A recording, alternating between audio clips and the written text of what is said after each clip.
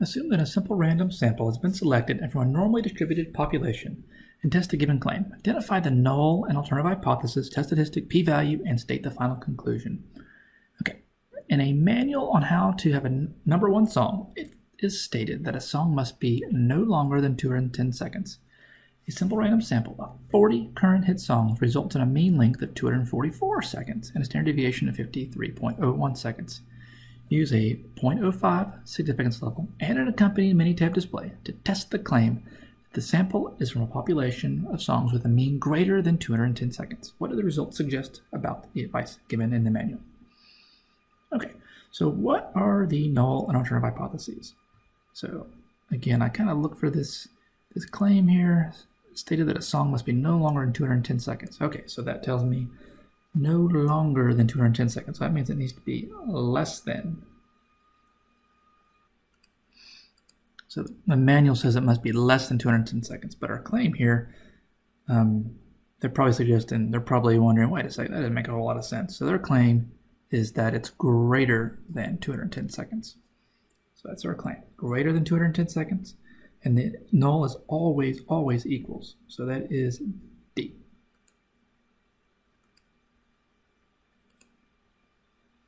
Okay, identify the test statistic.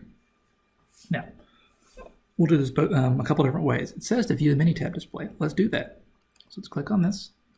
And so Minitab, StatCrunch, SPSS, SAS, there are a bunch of different statistical software. They're all a little different, but you want to be able to find that common element in all of them.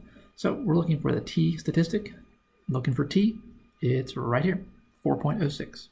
Let me show you what we do in StatCrunch. Trying to fit on everything on here. Let's try this again. So stat, looking for T statistics. We have one sample and we just have summary. So it says our sample mean. So we took mean length of 244.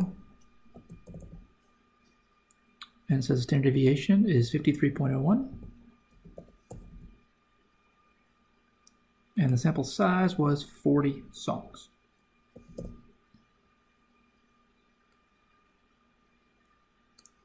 And recall we were comparing this to 210 seconds.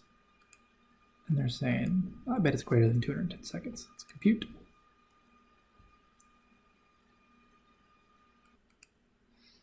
Okay, wanted to get both these on the same screenshot, so let's look at these. One on top is StatCrunch, one on the bottom is Minitab. Notice how similar they are. The Minitab one, let's look at some differences here, gives us the N of 40, where StatCrunch gives us the DF, which is 1 N minus 1. We look at our mean 244, there's mean 244, standard error, 8.38, there's our standard error, 8.38. This one actually gives us a lower bound. We don't have that in StatCrunch. We can get it. And T-stat, and StatCrunch, it just says T in Minitab, 4.06. P-value, 0.0001, and it just says 0.000 in Minitab. Okay, so you need to be able to read computer output.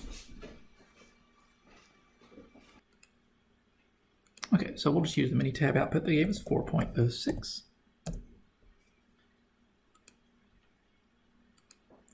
The p-value is 0.0000.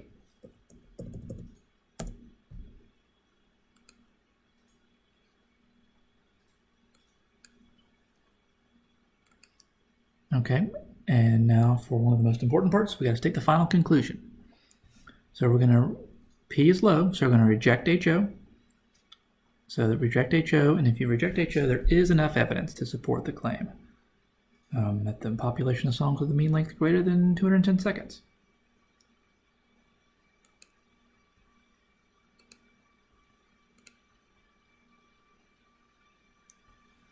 So what do the results suggest about the advice given in the manual? So if we read through all these, the only one that makes any sense at all is D.